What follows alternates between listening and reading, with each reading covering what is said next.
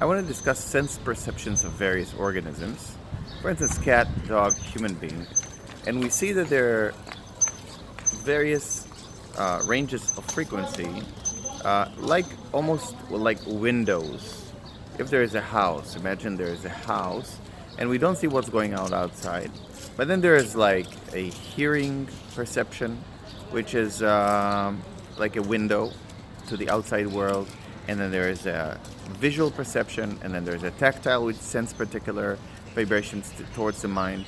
So, if we are looking at various senses as windows, we see that they're openings to the epistemological openings to the world, and in between them there are gaps.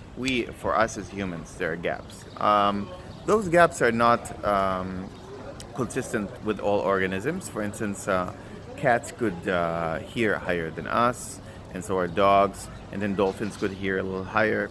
So let's actually explore that a little bit by just imagining an imaginary rope which could actually take on any frequency we let it. So begin by imagining two different kids that are like rocking a rope between them in the lowest frequency that you could actually see. It doesn't make any sound. It's just like a very low wave in the rope. Then you make it tighten the rope so the frequency goes a little higher.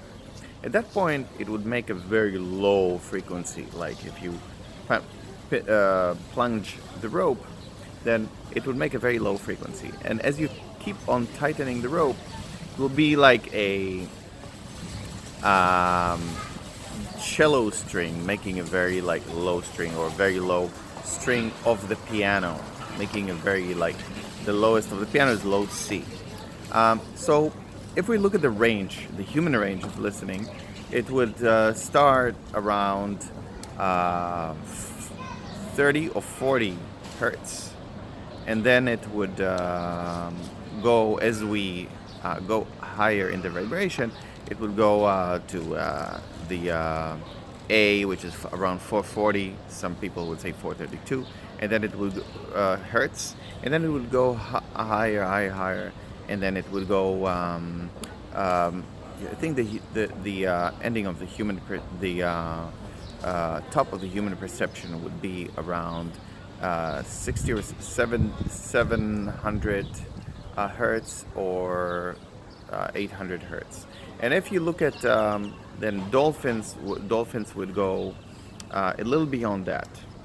Then there is a kind of like a very interesting empty or range, which is like non-window range.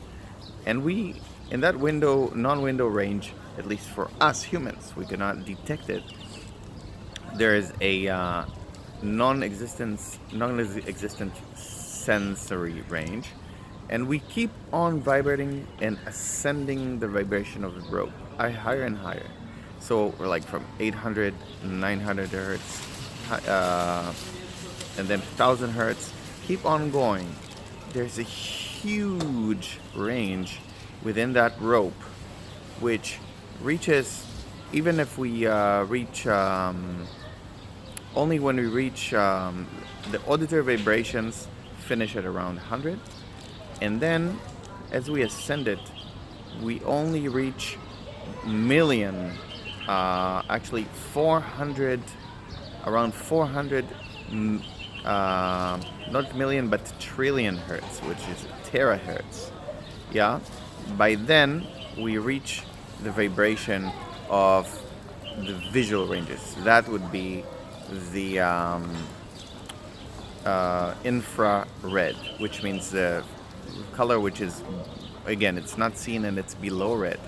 And as we go up in that, we keep on going, that there's red and other colors like blue and yellow, and then we reach the color green, which is the higher range of that would be 700 terahertz.